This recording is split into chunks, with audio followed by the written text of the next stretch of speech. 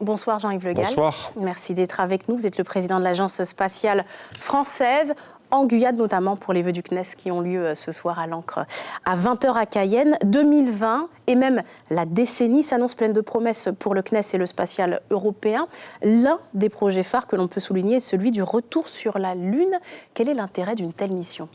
L'intérêt d'une telle mission, c'est qu'il y a un grand engouement pour l'espace aujourd'hui. On l'a vu à la conférence de Séville des ministres européens de l'espace au mois de novembre, où on a décidé un budget record, 14,5 milliards. Et dans ce budget record, il y a justement la participation de l'Europe à ce retour vers la Lune.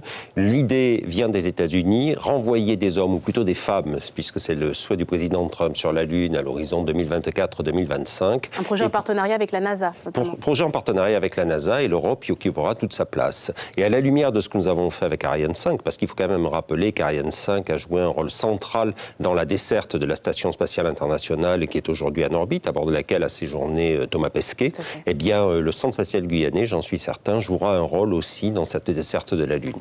Alors, on en parle également. Aujourd'hui, beaucoup s'inquiètent d'une autre promesse, celle de l'arrivée d'Ariane 6, dont le premier tir est attendu d'ici la fin de l'année, voire 2021. Est-ce que cette V6 sera à la hauteur face aux géants américains, je dis géants parce qu'il y en a plusieurs, et en vue du poids économique du spatial pour l'Europe et la Guyane? Oui, je ne m'inquiète pas de l'arrivée d'Ariane 6, au contraire, je m'en réjouis. Aujourd'hui, il faut voir que depuis 40 ans, on a fêté au mois de décembre le 40e anniversaire du premier lancement d'Ariane. Depuis 40 ans, l'espace a mis la Guyane sur la carte des mondes de l'espace et nous allons continuer. C'est le sens des décisions sur Ariane 6 et Vega C qui ont été prises il y a déjà quelques années. C'est le sens de ce que nous avons décidé aussi à la conférence de Séville, préparer les lanceurs du futur. C'est vrai que le spatial est dans une phase un peu de grande évolution, mais c'est vrai aussi que nous faisons face, et ce qui me frappe, c'est de voir à quel point les gouvernements européens ont décidé de mettre de l'argent sur la table, et en particulier pour remettre à niveau le Centre spatial guyanais qui en a bien besoin. Donc on va avoir un afflux de nouveaux contrats en Guyane pour préparer l'avenir. Et la question de la réduction des campagnes, est-ce qu'elle va peser sur la balance au final? La réduction des campagnes, c'est pour améliorer la compétitivité des services de lancement, mais dans le même temps, nous avons la remise à niveau de la base, nous avons les nouveaux projets, Callisto. Dans 2 ans, on va avoir un prototype de lanceur qui va décoller depuis la Guyane, ça on l'a vu, mais qui va aussi revenir. Ça sera une première. Et ça montre que l'Europe sait prendre le train du réutilisable, que l'Europe continue à être à la pointe de l'innovation. Le CNES, bien sûr, est là derrière.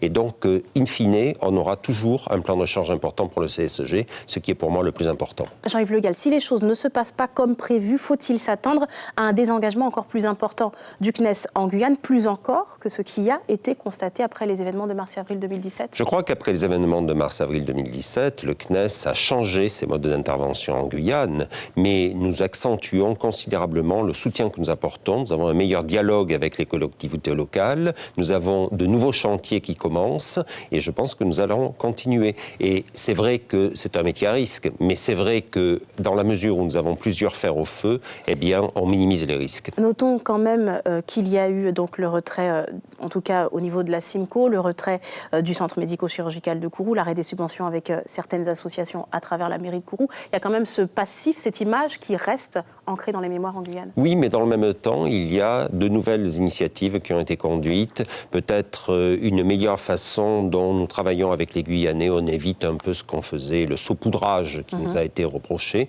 et une stratégie mieux construite avec les élus locaux, avec les collectivités territoriales, et ça, à mon avis, c'est ça qui est le plus important. Justement, après cette fracture de 2017, y a-t-il un enjeu pour vous de réconciliation, je dirais, du spatial avec la Guyane? Je ne pense pas qu'il y ait une fracture entre le spatial et la Guyane. Vous savez, il y a quelques années... L'image quand même du CNES a été ternie. Oui, mais il y a quelques années que je viens ici, je dis toujours que le Centre spatial guyanais est le principal actif, si ce n'est le plus important de l'Europe spatiale. Et ce qu'on a vu à Séville avec des ministres européens qui décident quand même de mettre sur la table 250 millions d'euros pour remettre à niveau le CSG, c'est un formidable message pour l'avenir. J'ai l'habitude de dire que lorsque la Guyane décolle, l'Europe s'envole. On l'a vu à Séville. Merci beaucoup Jean-Yves Le Gall, président du CNES, d'avoir été avec nous ce soir. Suivez l'info sur Guyana Première, télé, radio et Internet.